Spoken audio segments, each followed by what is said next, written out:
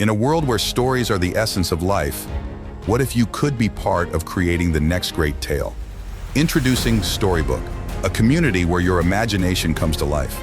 A place where writers, readers, and dreamers unite to create something extraordinary. With Storybook, your ideas, your stories, and your characters are more than just thoughts. They become part of a larger narrative. Less than 1 billion Storybook tokens are powered by the Ton blockchain. By holding book tokens, you gain the power to pitch ideas, give input, and even become a character in the stories you help create. Submit your stories, collaborate with other talented writers, and see your work come to life. Storybook isn't just about storytelling. It's about making your mark in a community that values creativity and innovation. From anthologies to graphic novels, from films to community-driven magazines, Storybook is where your ideas take flight and where your voice is heard. Become part of a movement where your creativity shapes the future of storytelling.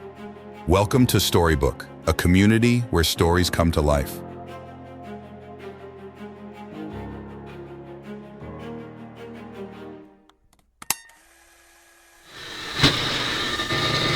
This is Storybook Radio. Chapter 23. Phoenix stands resolutely, his gaze locked with the omniscient's piercing golden eyes. Valerie and Dell hover behind him, their tension palpable as they exchange uncertain glances. The air between the two adversaries feels heavy, charged with an unspoken understanding of the stakes at hand. The Odyssey's towering facade casts long shadows across the ground, a fitting backdrop for this confrontation. The omniscient breaks the silence first, his voice dripping with superiority. You've come so far, Phoenix, but still, you cling to false hope. Do you truly believe you can grasp the gray theory? It is beyond you, beyond them. He gestures dismissively toward Valerie and Dell, his smirk widening. Phoenix doesn't flinch. His voice, calm and firm, cuts through the tension. I'm not here to play your game, he says. I'm here to end it. You've manipulated us, warped our world, and stolen what isn't yours. That ends now with my challenge to you. Valerie and Dell exchange startled looks, clearly caught off guard by Phoenix's declaration. For a moment, Valerie's mind races, and then realization dawns. This had been Phoenix's plan all along, a clever challenge aimed not just at survival, but at dismantling the omniscient's control. The omniscient's smirk falters momentarily, replaced by a flicker of intrigue. Bold words, the omniscient says, his tone laced with amusement. And how exactly do you propose to end this? Phoenix takes a step forward, his posture unwavering. By playing your game on my terms, and when I win, you will tear up your 5-day plan against humanity and return to your world permanently. Let's see how much control you really have. A moment of silence follows, stretching thin and taut like a wire about to snap. The omniscient's eyes narrow, his amusement giving way to curiosity. Interesting, he murmurs. Very well, Phoenix. Let's see if you're as clever as you think. The ground beneath them trembles as the omniscient raises his hand. The landscape around them begins to shift and twist, warping into a steep, treacherous hill that stretches impossibly high into the sky. Its sides are sheer and unstable, littered with loose gravel and jagged stones. The apex rises to a narrow, almost needle-like point, a precarious platform where the boulder must rest. The air grows thinner and colder as the hill takes form, a forbidding symbol of the impossible task ahead. Your challenge, the omniscient announces, his voice booming, is to carry this stone to the top. He waves his hand, and a massive, perfectly round boulder materializes at the base of the hill. Its smooth surface gleams unnaturally, as though mocking the very idea of traction. Phoenix stares at the boulder, his disbelief momentarily eclipsing his resolve. He swallows hard, his jaw tightening as he steps toward it. Fine, he says. I'll do it. The omniscient smirk returns, sharper than before. Ah, but there's more. Every great challenge requires sacrifice. He gestures toward Valerie and Dell. To attempt this task, you must wager a friend's life. Should you fail, their existence will be forfeit. The weight of his words crashes over the group like a tidal wave. Valerie's eyes widen in shock, and Dell's expression darkens with quiet fury. The silence is deafening as the implication sinks in.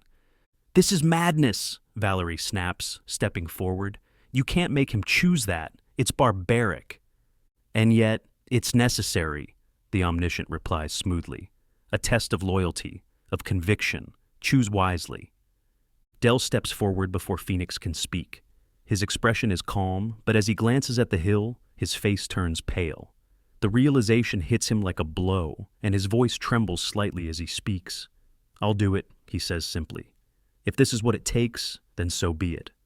The audience, a chaotic mix of fanatics and skeptics, erupts into cheers and gasps. The sound swells like a wave, crashing over the group.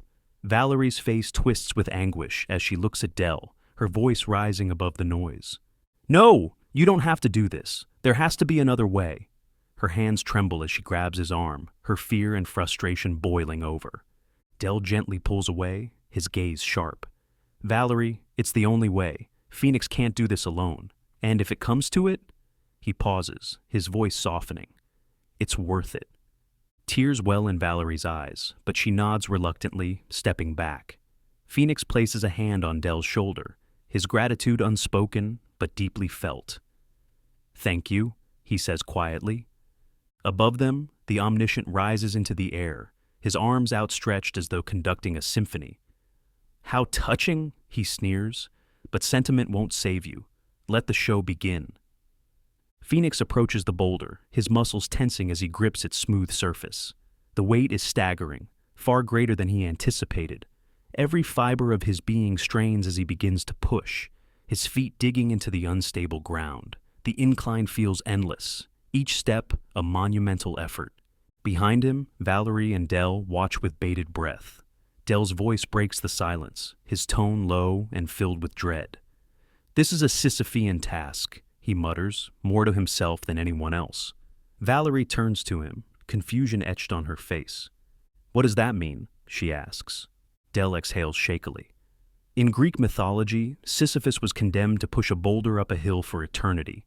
Every time he reached the top, it would roll back down.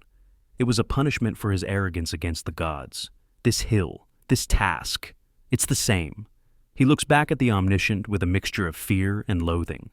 The omniscient hovers above, his devious smile never faltering. "This is where heroes are made," he muses, "or broken." Phoenix's breathing grows labored, sweat dripping down his face as he fights against the impossible. The summit looms above him, distant and unattainable. The narrow point glints ominously in the dim light, its surface barely large enough to support the boulder. But he presses on, driven by the weight of his friend's faith and the knowledge of what's at stake. "You can do this!" Valerie calls out, her voice trembling with both fear and hope. "We believe in you, Phoenix." Del remains silent, his fists clenched as he watches. His decision to sacrifice himself weighs heavily on him, but he refuses to falter. The omniscient's voice cuts through the air. "Tick-tock, Phoenix. The clock is ticking." Phoenix grits his teeth, his determination unshaken. With a deep breath, he plants his feet and pushes harder, the boulder inching forward. His muscles burn, his vision blurs, but he refuses to stop. At the base of the hill, Valerie grabs Del's arm, her voice barely above a whisper. "He'll make it," she says, more to herself than to him. "He has to." Phoenix pauses, his gaze fixed on the summit. The omniscient's final words echo in the air, chilling and ominous. "Let's begin."